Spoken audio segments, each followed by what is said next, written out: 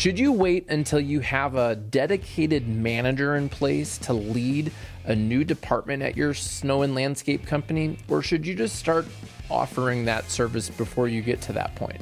Find out the answer to that question and many more in this interview with Jeremy Macliver about how to increase your net profit, including ghost profit. What is ghost profit and how to find it? And simple end of the year sales, marketing, and financial questions that you can answer as you look back on 2023 to set yourself up for a very profitable 2024.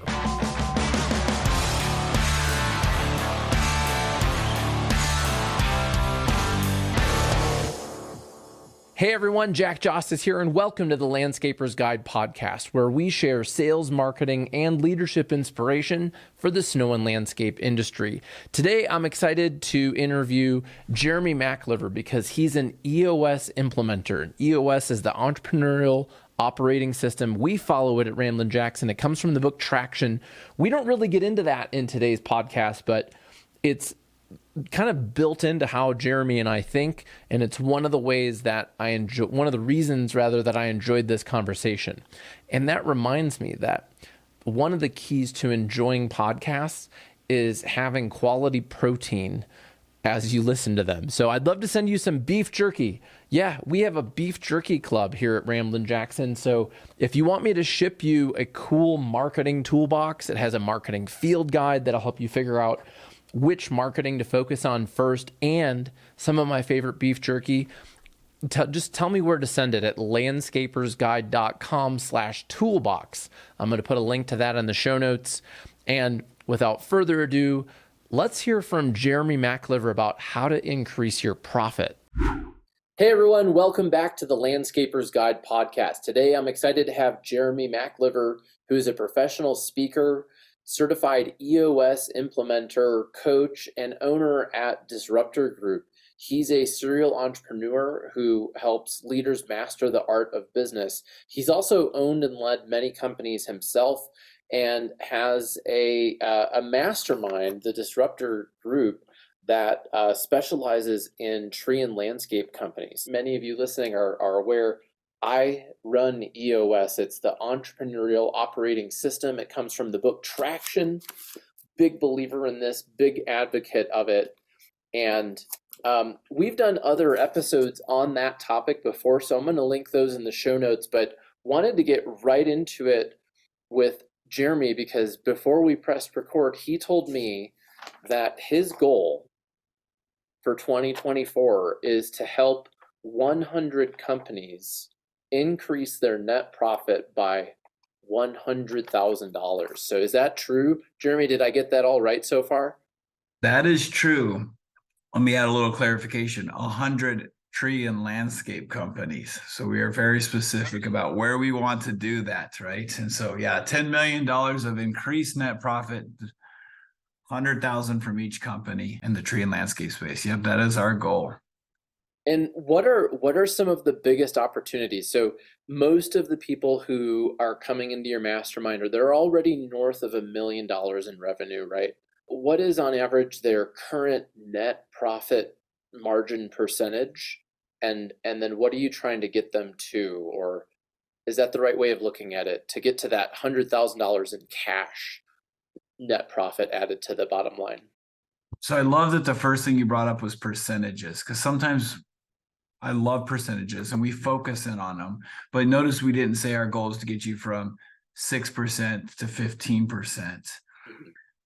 We are actually looking at those things that are going to generate more net profit dollars. And so I actually encourage our teams to deal with it.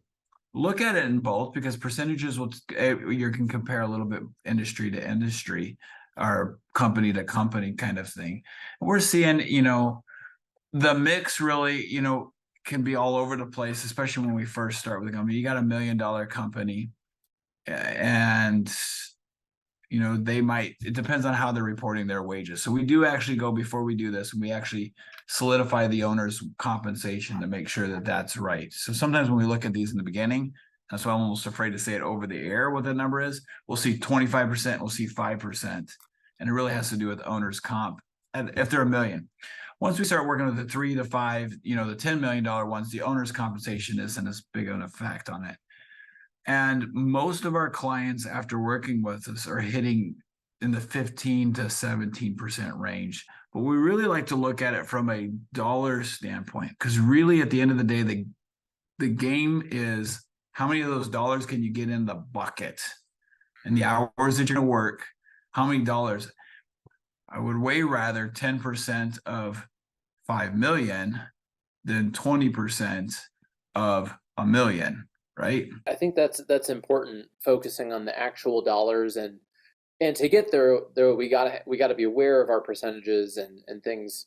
And I liked that you mentioned getting clear on owner's comp, because one time I had somebody on the podcast who said, yeah, we make 50% net profit. And they weren't included as an employee. Their wages weren't in there, and their whole family who works for the company was not included either. So that was a little misleading as far as getting to 50% net profit. So what are some of the key things, though, that you see out of the gate that you look for once you get the owner's comp organized in the way you want in their QuickBooks or whatever accounting program they're using? What are some of the key things that you help people either cut or increase? How do you find $100,000 in net profit cash? Yeah. So most of the profit that we can help them find is what we call ghost profit, the profit that never made it to the P&L in the first place. So we're looking at, okay, if you're spending money on marketing, because we believe you can we see companies get all of their $100,000 in net profit in just the marketing arena, because they have horrible conversion rates. They're not getting the right target market clients in, all of that stuff. They're spending a ton of money and they're not converting like they should be. Once we get that stuff coming in, then we begin looking at what is their mix on their projects. If they're selling a landscape project, they're going to have different profits for hardscapes, for the different things that they got going on in the yard. And there are some ways that we can look at that and say, you missed out on some opportunity on this project that was needed for this to be profitable. Some of the things that you're selling, you're making more money on than other things that you're selling. And so quite honestly, some of it, the simplicity of increasing it is getting the leads to convert. And once you get them there, knowing exactly what you need to sell to have the right profit in the project from the get-go. Tell me more about that, because you mentioned tree and landscape companies, and with that there are landscape companies that do tree service, and they do construction, and they do landscape maintenance and lawn care and maybe snow, and depending on the region of the country. So getting leads to convert is largely sales process, I believe, of like getting a system in place to sell systematically to customers, but then selling the right services is also partly a function of marketing. We call it hell yes customer, meaning who do you really want, and how do we then tailor our marketing to them? Talk to me a little bit about what are you seeing with landscape companies that are full service? Is it a good thing that they're offering all these services? Is it a problem sometimes? Yeah. So most often, if they're landscaping, as we would talk about, they're doing new install, more of a construction type thing, and they're doing the home services side of it, kind of where they're doing the trimming, they have arborists, and they're doing the maintenance. I unfortunately don't see very many of those that really, really win. And I get to look at the P&Ls, a lot of them. The ones that say, hey, I'm this or I'm that, seem to accelerate their growth. I am a construction, new install company, or I am a home services style tree and light shrub planting company. Most often that is the exception where I see that they can flourish it usually has to do with size. And I would say that if they're below $5 million in revenue, what I just said is going to be pretty relevant. Once they start getting past that point, they start getting enough leadership that they can start actually running multi-divisions. But in that, I'm encouraging them to run P&Ls or their P&L, or they're running multiple or single version of that are explicitly differentiating their profit centers. Because when it's all costed together, they don't know really what's going on. Yeah, I think, accounting for products and class correctly is so important. So you're able to do this analysis and then track your employee time to each of those services and all of your costs instead of just to a job. And this goes down the rabbit hole. That's interesting at 5 million. I've heard some people say that you shouldn't have a division unless you have a dedicated leader for that department. Do you agree? I do, and then that's kind of what it's usually at some form of size that you're running into an actual leadership team that can begin to branch those out. But you also don't want a crew to show up one day and they're doing new install, and the next day they're doing maintenance. The inefficiency of that is almost, when you start pulling the math on it, it's unbelievable at how much they're switching around. You're like, well, it's just using the same tools. It really is costing a lot more money. The unfortunate thing, Jack, is that we're all entrepreneurs, and so we're like, oh, I can make money here and I can make money there and I can make. But the ones that really, really win get really clear on their brand, get really clear on their message, their ideal client, and they go after that like a laser and they pierce through it. I believe that. So how do you get to, or is it rather, the way to get to 5 million is by being laser focused on that one customer and staying profitable the whole time instead of offering everything to everyone and having a lot of unprofitable revenue? Is that what you're saying? I absolutely focus 100%. So you're going to go a lot farther, a lot faster if you're, in the categories we're talking about: landscape, hardscape, not just hardscape, but the full new install construction, where you're project managing versus maintenance or arborist tree trimming, those kinds of things, where you have more of like the scheduling, the dispatching, the client experience, the burden on the office, the system. Everything is completely different for when you have this repetitive versus you have this project management thing. And yeah, your fastest path is to choose one or the other, because I got teams making a lot of money in either one. So they're both really profitable. So we said that the path to finding this cash is not always reducing expenses. It also sounds like it could be as big as discontinuing an entire service line. Is that, how often are you advising that to people? So it really, you say, how I'm advising, it's funny is every time that it's happened, it's that we just got clear on our numbers and we allocated the cost of this, the cost of this, and the cost of this, and they're doing 3 different things. And they realize that, okay, I did $2.5 million last year. $1 million of it, I have seen numbers like this. $1.5 million of it was new install, and $500,000 was maintenance, and $500,000 was tree trimming. And I made as much profit on the maintenance and tree trimming million as I did on the other $1.5 million. And I don't even like the $1.5 million. I hate it. Right. Or the flip, like I'm not biased on one or the other, right. But it's like, sure. When they look at it like, okay, on $1.5 million, I made, 2%, or I lost. I've seen that one.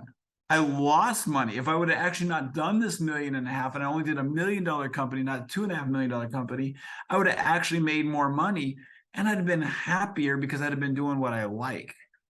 So once we just get really candidly clear on allocating the numbers, usually it's not me coaching them.